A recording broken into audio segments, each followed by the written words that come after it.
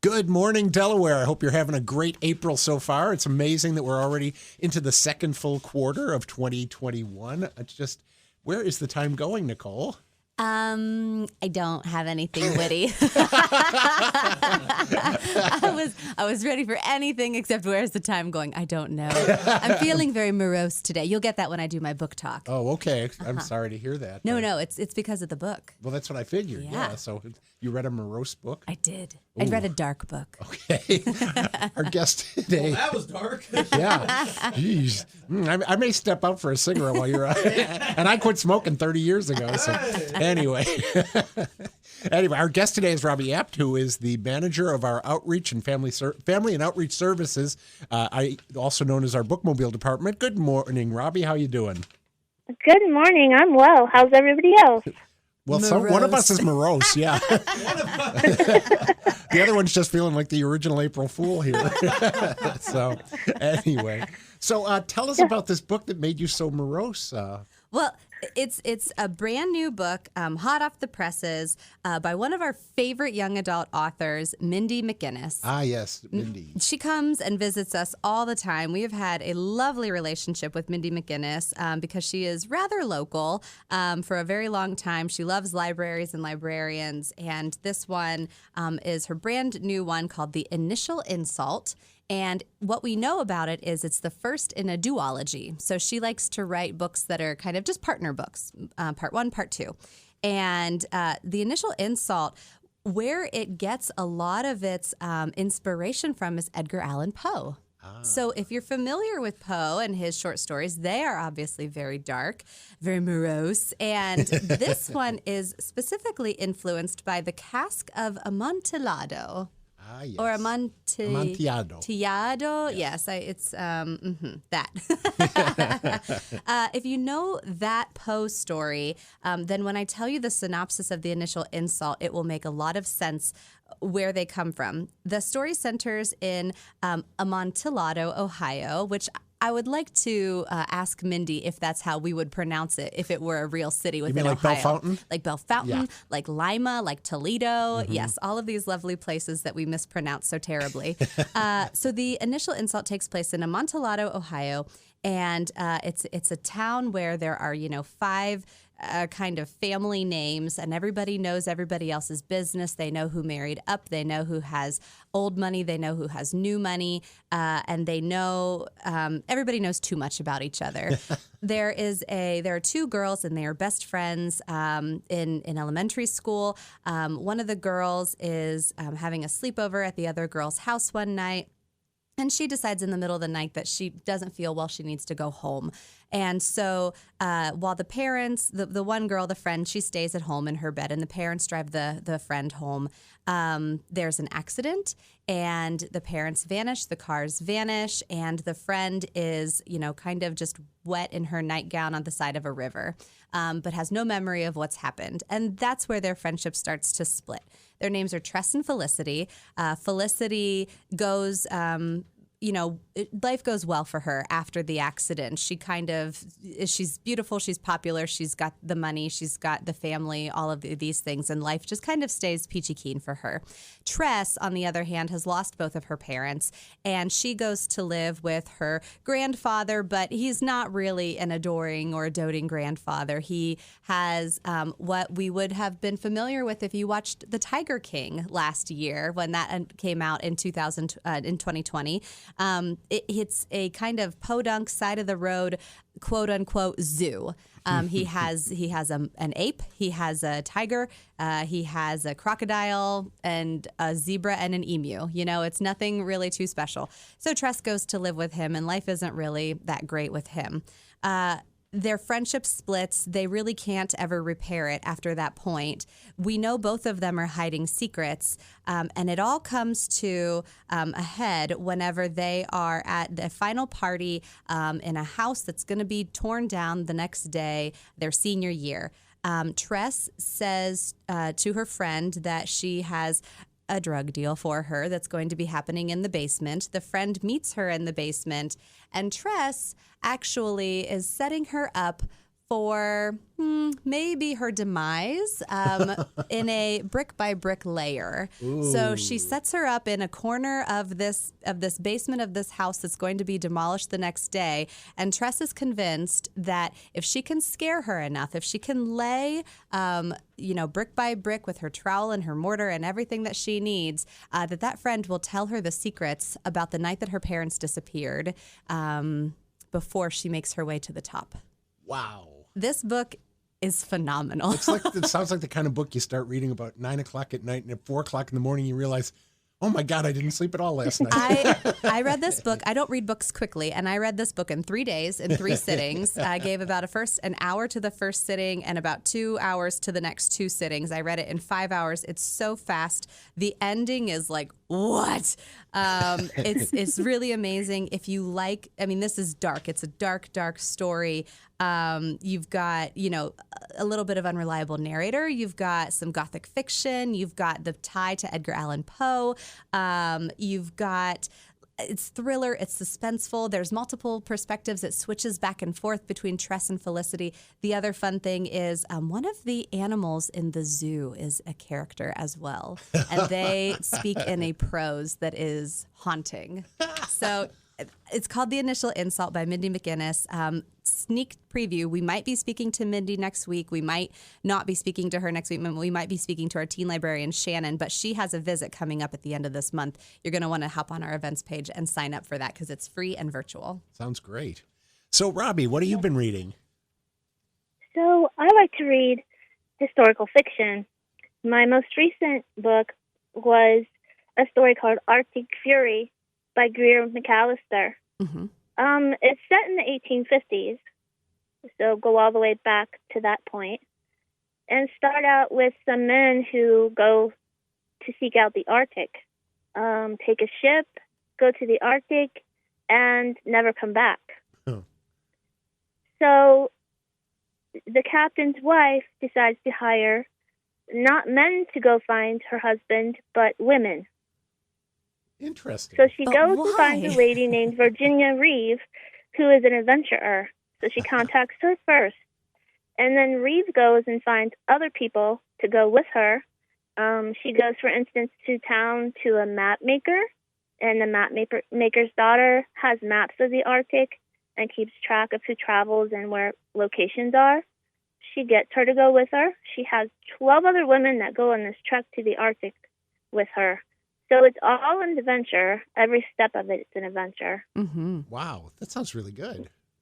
It is very good. It has some twists. It has a murder trial.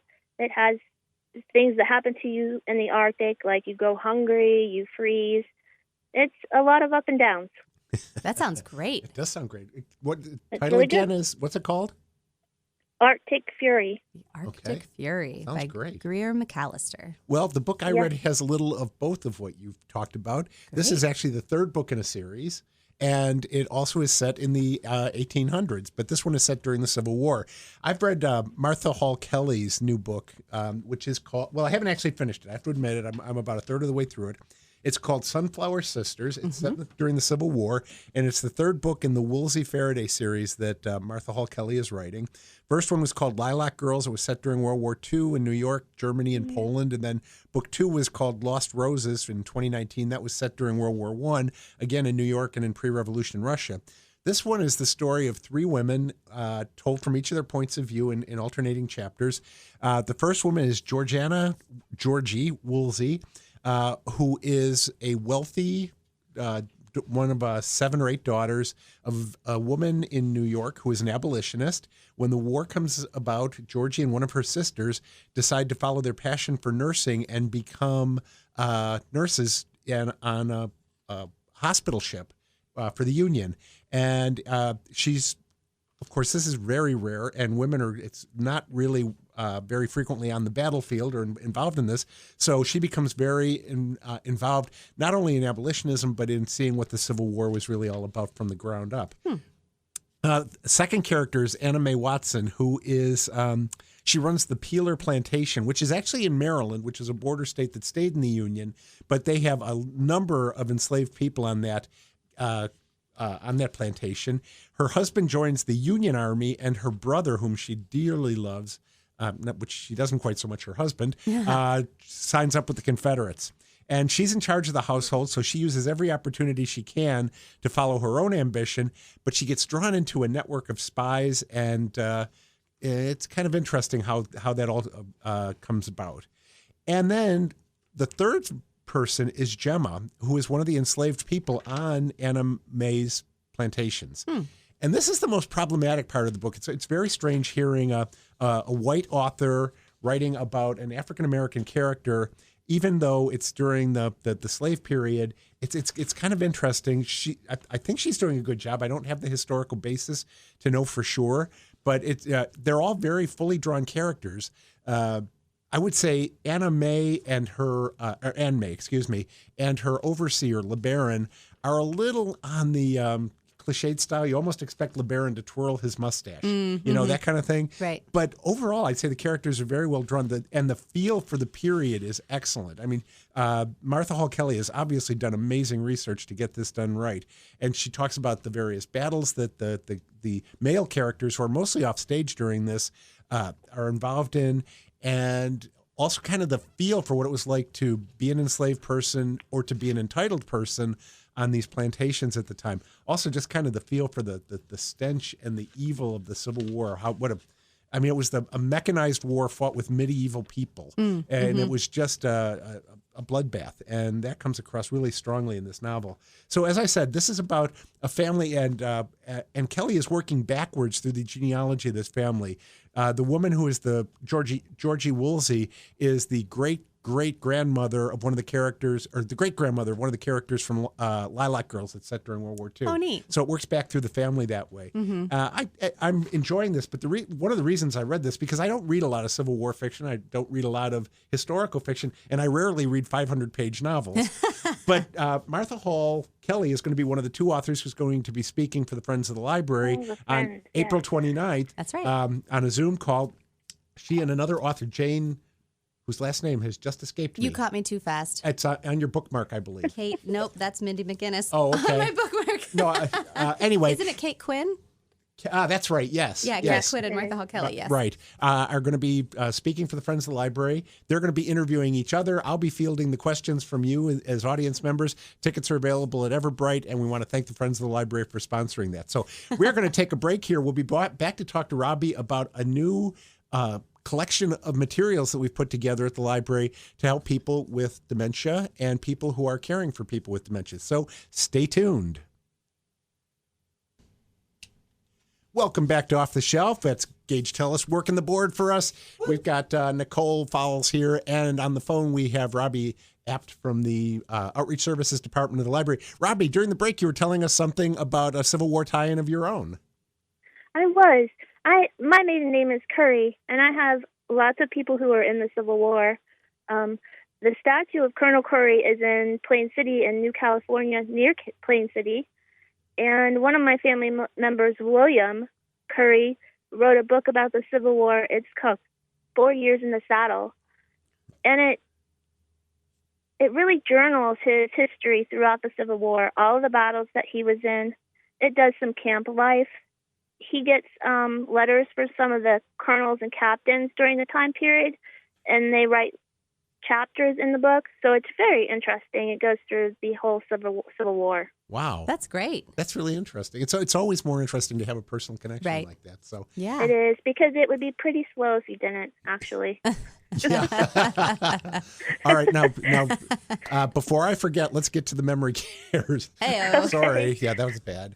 Anyway, so you, to set a little background, Outreach Services does a lot of work with groups like All Our Friends and with other organizations in town that help people who have dementia, people who are caregivers. So tell us what you're doing here with this new collection. So this collection started by one of our staff members asking me about titles or something that would help one of her family members. She's dealing with someone with dementia. So I started making recommendations to her, and then she said to me, "What do you think about starting a collection at the library?" And I said, "Of course, that sounds like a good idea." Why not? I don't know the numbers, but there are an immense amount of people with dementia and Alzheimer's in our area. We deal with the Alzheimer's Day Out group. I have somebody in my department who actually does programs for them once a month. Mm-hmm. So it's based on a lot of research and a lot of actual contact with people with dementia.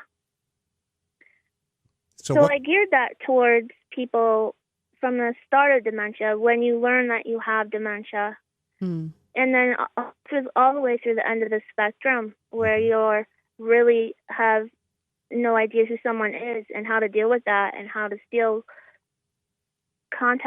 make contact with them, not really with them, but with their brain, so they recognize you, to bring them back through stories.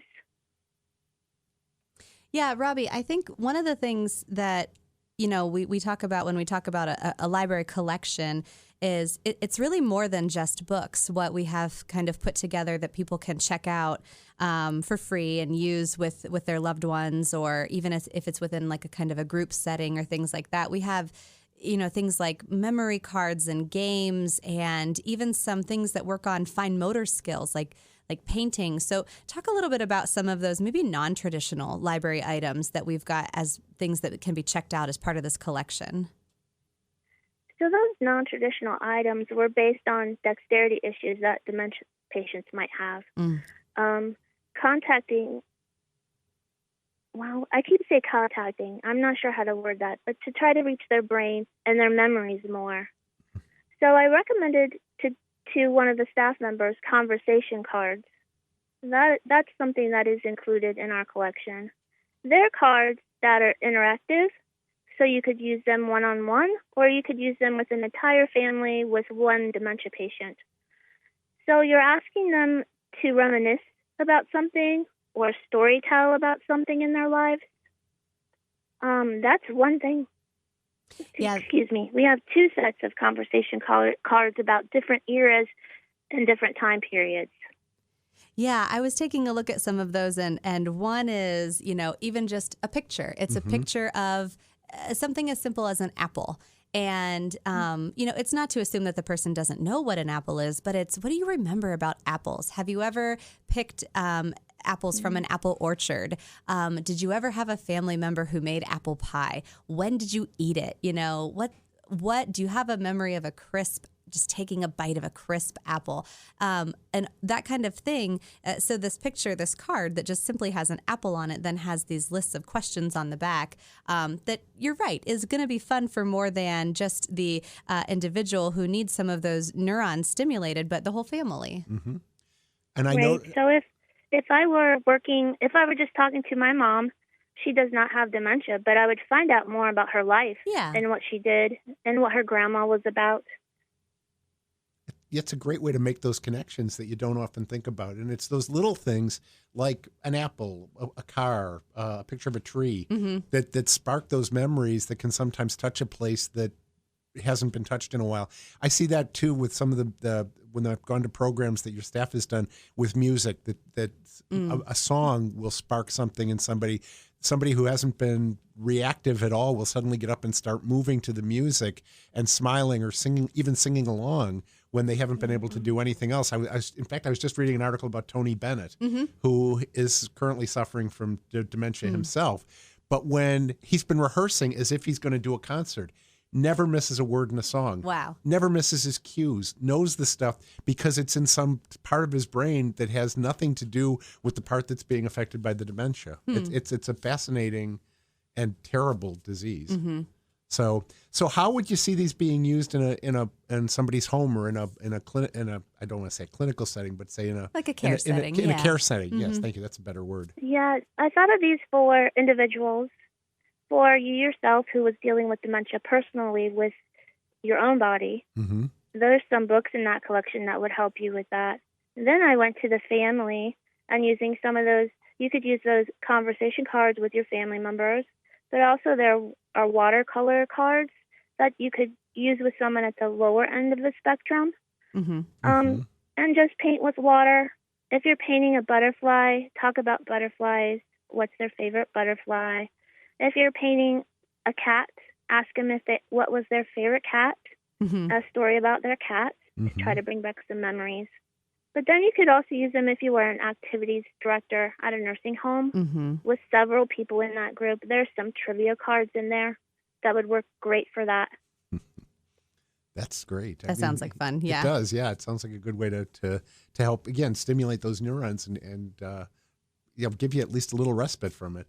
I would imagine too that for caregivers, for family members, just having this kind of material helps people feel a little less helpless because it's such an unforgiving disease that being able to take at least a little control has got to be meaningful for the people who are around the person, the grandkids, the kids, the siblings, the spouse. It got to be good for them too. So you found material. You mentioned that you'd found material for them as well. What kinds of books and other materials do you have that help those folks? We have like a caregiver's guide to an action plan. So if you're dealing with somebody with dementia and you're not sure how to go about caring for them, it'll walk you through the process a little better so you have an idea of where you're headed and where you're going. There are several books. There's a lady who wrote a story about her mom and the process with her mom and what she went through. So I try to deal with different people in different situations. That's got to be very useful. So I really appreciate you doing this, and whoever your staff member was who came up with this idea, make sure that we thank her or him too, because this is just a great idea, and this idea of kind of a very targeted collection like this is a really nice idea. So thank you for doing the work on that, Robbie. We love doing it, and there were several of us that worked together to get us to this point, and hopefully our patrons love this collection.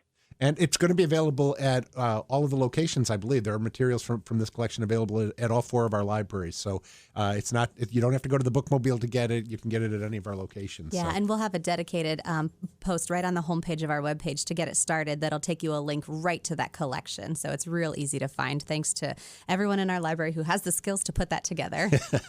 So thank you again, Robbie. We've got a couple of things coming up at the library over the next week or so that we wanted to make sure we touch base on. One that's close to my heart is Maker Studio 101 that's coming up on Tuesday night at 6 o'clock. This is a virtual tour of the library's makerspace. It'll be done virtually over Zoom, so you need to register so that we can get you the link and everything. But Kellen Freeman, who is our Maker Studio maven, will lead you through this. It gives you some idea of the kind of equipment we have, including the 3D printers, the vinyl cutter, the laser cutter and engraver, the sewing machines, and all that sort of thing. So it'll give you an overview of each of the tools and what kind of creations you can make there. Yeah. What else we got? Well, one that's going to be really exciting for your school-age kids, probably grades 1 through 5. If they love Minecraft, if you heard the word Minecraft and your ears perked up and you know someone, you should register them for this program. It's called Minecraft Mania. It's on Thursday, April 8th at 6:30 p.m. It's going to be a 90-minute program, and it's really going to be super interactive, one of a kind. It's going to be like a gaming experience, except the participants will actually be guided through some Minecraft challenges, and they'll get to work interactively in this experience with a really great company that does these all the time. So register for this event. Spaces are limited. I think there are about 20 left at this recording. And so, yeah, Minecraft Mania, Thursday, April 8th at 6:30. I know that my grandson was huge on Minecraft quite well, because for a while I couldn't get out into my own computer because Jake was playing Minecraft every time he came to our house. Same here. I did the same thing when I was little. I will admit that. I was a huge Minecraft fan, and I still love that game to this day. That's so sign me amazing. up. That's great. Hey, I want to say before we run out of time here, Friends of the Library have a spring flower sale going with our friends at Fortmeyer and Sons. You can find more information about that at the Friends Facebook page. You can find a link there to order all different kinds of spring flowers. This is a joint fundraiser with the Delaware County Historical Society, because you will actually pick up your flowers on May 17th at the barn at Stratford. And if you did our Christmas sale when we did the poinsettias and the other plants, hey, and I found out my Whoville tree is still alive. Oh, goodness. I need to put mine in the ground. It's finally warm enough, so we'll see if I didn't kill them completely. Good for you. Yes, so the friends are going to have this, and you do need to order ahead of time because they're going to provide just as many as actually get ordered. So get your orders in early. My wife just ordered some beautiful coleus for our yard, so I'm sure you'll find something you like. It's both, and if you live in an apartment and you don't have room to plant, they also have hanging baskets and things like that available. So And some good shade-loving trees. this is a great plants, too. fundraiser for the Friends, and since we're not doing book sales and things right now, they need all the help they can get. So please take advantage of this. And of course, the folks at Fort Myers do beautiful plants. So Yes, they do. You can't go wrong with that. So we are going to sign off here for the week, but we appreciate you listening. We appreciate the Friends Library. Thank you, Gage. Yeah, thank you. And Robbie, thanks for all the great work that you do, not only with the bookmobile, but with things like the memory cares and homebound services and helping homeschoolers and teachers and everybody else. We really do appreciate that. Thank you. Thank you. And Nicole, as a pleasure as always, and we will see you in the stacks. Have a happy Easter.